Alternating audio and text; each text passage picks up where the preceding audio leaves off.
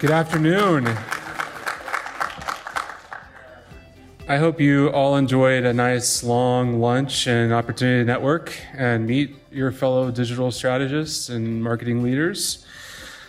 I'm really excited to introduce Paul Fox. He's the Director of Corporate Communications at Proctor Gamble, where he oversees external communications for P&G's global operations and leads its corporate communications work. A former journalist, Paul has more than 30 years global experience in strategic communications, planning, and execution. He has extensive experience across a wide range of industries and geographies. He has a really exciting deck around crisis management to present on what's next for brands and companies to think about. So please help me welcome Paul. Thank you so much, Greg. Hello, Twin Cities. Hello, the twin rooms of the ThinkTANK. If I sort of dash out of that door and go into the other room, then I don't want them to feel left out. And of course, a huge thank you to 3M for hosting us today. It's just been tremendous. Great morning. I want to spend the next sort of 15, 20 minutes walking you through crisis management and what was the social world, but in my mind, it's the real world, right? And I want to demonstrate, hopefully, that Greg doesn't just throw these things together, right? Because I want to pick up where Brian began right at the beginning of this morning. And I want to touch on the things that Susan and Chuck covered just before lunch, because I think they are important, and they fit into some of the things that I want to look at. So, when we think about crisis management in a real world, that real world that contains our social media and social networks, first thing I want to share with you is this social thing, it's not new. Right? I think everybody gets that. And you definitely know it's not new because Hollywood are making movies about it, right? And in fact, the other day, I went in and saw Social Network in CVS at $5.99. Now you definitely know that social media has become mainstream. And you'll know that social media has moved on when English character actors play roles in social media type movies. But that hasn't come right now. But I want to talk about crisis management in the real world. The real world is social. Because when I was a kid, this was social media, right? It was the two people leaning over the garden fence and talking about everything and nothing. Right? They swapped recipes. They told you what that lady down the street was doing with that guy they didn't recognize last week. This was social media.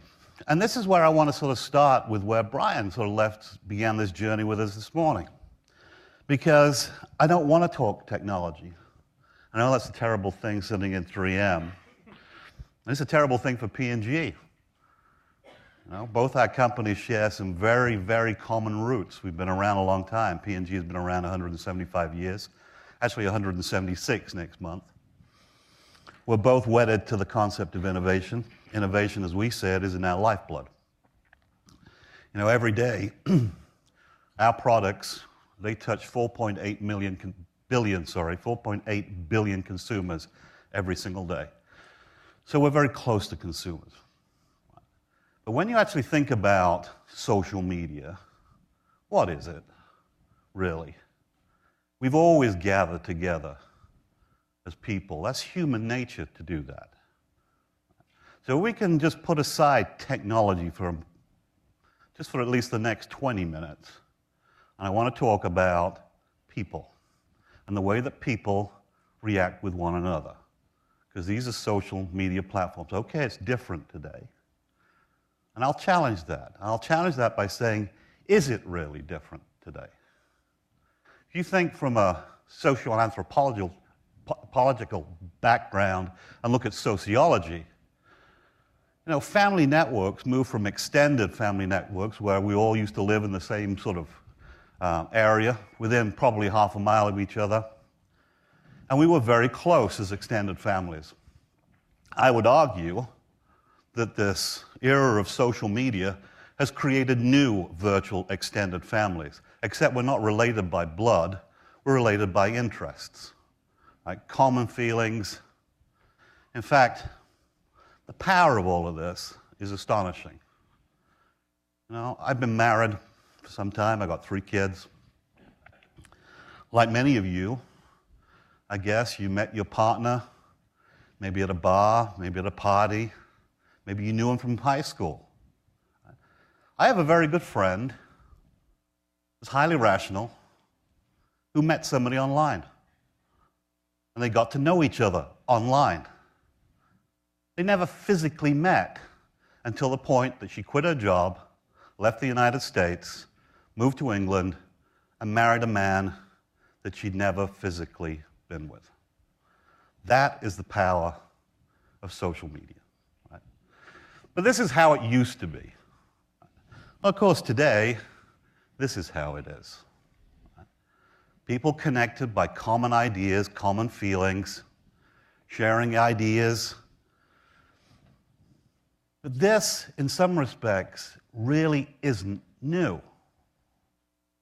When people gather together in large groups, they have always changed the world that we live in. Think about it.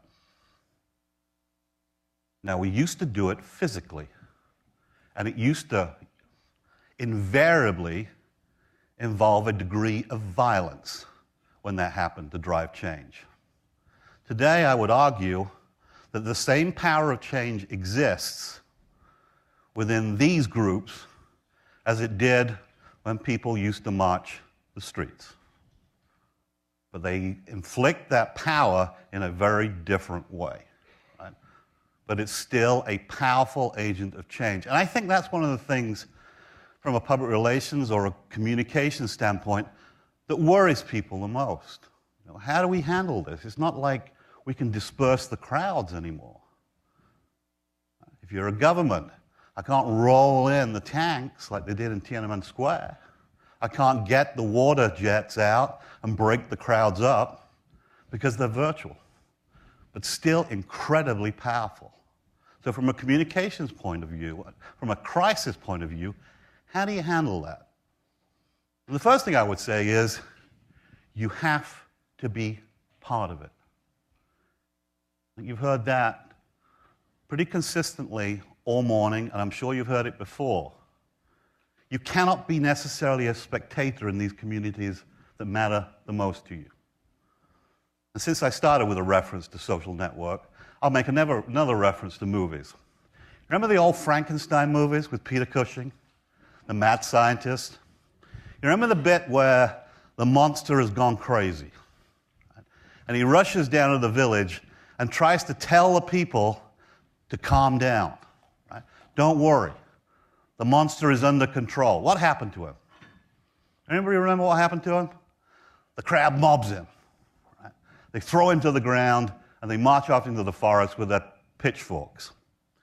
That is a little bit what it's like if you enter social forums in the time of crisis and haven't established a presence, a credibility. They will pick up their pitchforks, they will trample you, and they will go after your monster. In the same movie, if you remember, towards the end, there's the 10-year-old village boy that appears, well known to the community, who says the monster's not bad. Right? He's just misunderstood. And the next thing you know, the monster spends the rest of his life working at the 7-Eleven in the village. Right? But the analogy in all of this is the same. Here we have an individual, a 10-year-old boy, who is understood and known by his community. He's trusted. How many of us can truly say that we're embedded in the communities online that really matter to us in that kind of way? Because that's one of the problems that you face in this world of social and crisis and issue management. So the first thing I would say to you is you must understand the communities that mean the most to you. And you must be part of them. Not when you've got a problem, but today. Hopefully, you started that journey weeks and months and years ago. You must be part of it. They must know you. You must have equity. They must understand their point of views.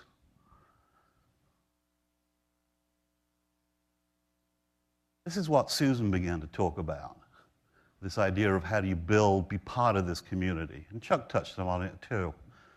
You know, we have 2 ears, 2 eyes, and a mouth. for a very good reason. And we should take that as we think about social media. You listen, you watch, way more than you open your mouth. I mean, the annals of crisis management in the social world are full of stories of people who have engaged their mouths before engaging their brains. They're classic stories. And I won't go into it. But this concept of listening, monitoring, and understanding what's happening is absolutely critical in a crisis situation. And it's critical 365, 24/7. The other thing you've got to use is judgment.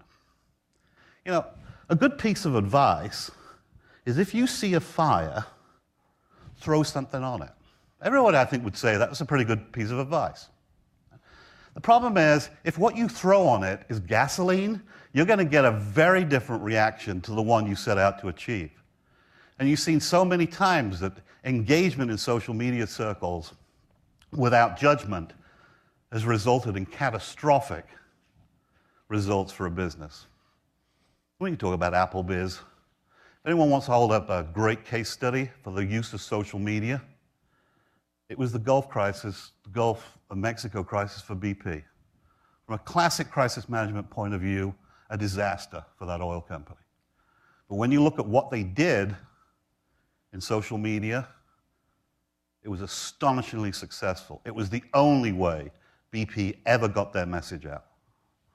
So judgment is absolutely key. And the one other thing I would say, many of our businesses, P&G included, we have millions of fans. Millions. But don't make the mistake of thinking fans are advocates, because those are two very different things. So if you think in times of trouble that your virtual million-strong army of fans are going to turn out and support you, you're going to be gravely disappointed. Right? You have to build advocacy, and it doesn't mean clicking a like button on a Facebook page. That's something totally different. So, okay, you haven't identified what those networks are. You haven't become part of those communities. You're not a trusted voice within them, and now you have a problem. Now what do? Well, it's tough finding friends when you need them. Everybody knows that. But you've got to do it in a crisis situation. Chuck and his team at W2O, there's certainly one company that can help you identify what those networks are, or those key influences are, but you have to identify them, and you have to embrace them, because you can't embrace the whole community. You're going to have to embrace just a few parts of that community that control most of the influence within the community.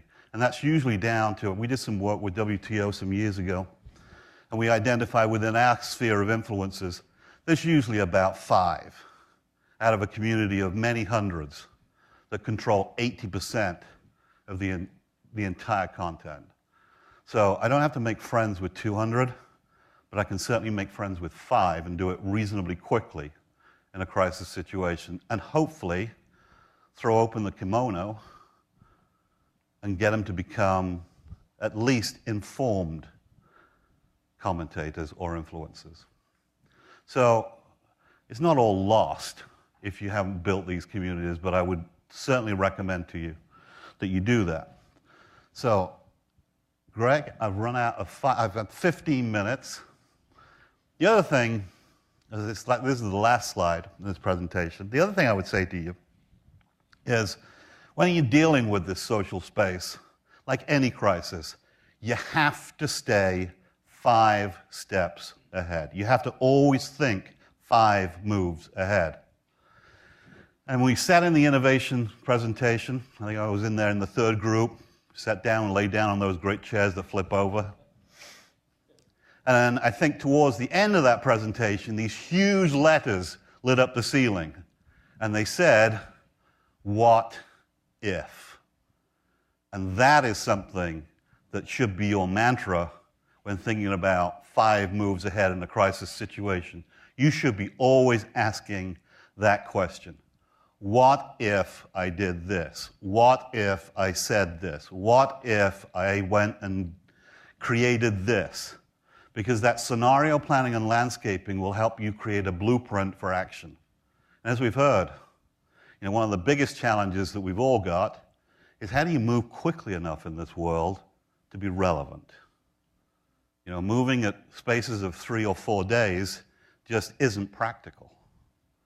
You have to be able to respond sometimes in minutes.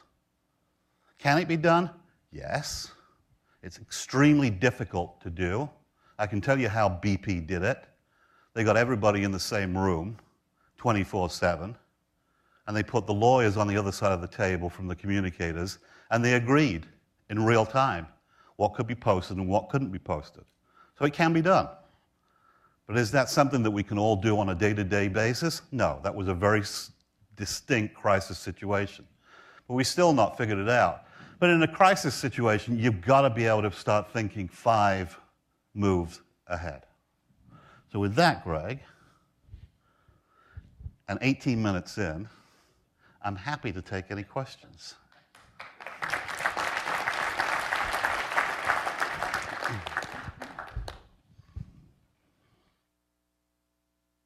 Just a reminder, if you're in the Overflow forum, you can use the podium mic, and we can hear, the speaker will be able to hear you. Yes. I was in a crisis many years ago, and unfortunately, we didn't have the people, these things didn't exist 8, 9 years ago. Mm-hmm. So do you recommend to have identified in those communities those people that become your friends when you are in a crisis, or know who they are instead of start working when the crisis comes up? Well, I think it's very difficult to know who your friends are. And if we go back to just being human beings again, you can be friends for a long time, and then something will happen, and you're no longer friends. The same in the virtual world, in the social world. Right? So just being friends is not necessarily enough. Where I would focus to begin with is on influences. Who carries the most influence within the community? And that's where I would focus to begin with. And as I said, there are tools or techniques to be able to do that and build relationships with what will be a relatively small group. They may be geographically and physically very disparate, maybe on different continents, but you can still do it. I can give you some case studies after this, if you like, of where we've done it as P&G, where we found ourselves in that unenviable situation of not having embraced the right community, and what we did afterwards to try and do it. In very short order, we found out who the group was. We brought them to Cincinnati and literally opened the doors and said, you know what the issue is, now you can go anywhere you like. You can talk to anybody you like, you can ask all the tough questions, and then you can write what you want. Because we felt pretty confident that what they would find out and what they would write would be at least illuminating. And it did. It stopped the buzz that was happening beforehand. But that's, I don't recommend that. I'd recommend doing all the work at the front end so at least they know who you are and what you're doing. Sorry, I didn't realize I have to hold it down. So I love the what if part of the conversation.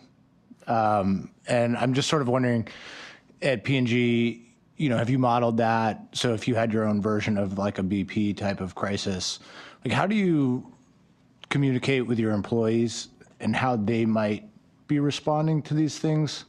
What is the protocol? What have you done? What do you think about doing? Does that make sense? Yeah, it does. It does. Yes, the answer is, do we do that modeling? Right? Yes, we do. We do pretty sophisticated modeling because we're tracking issues all the time. Hopefully we spot an issue before it becomes a crisis and we have an intervention beforehand.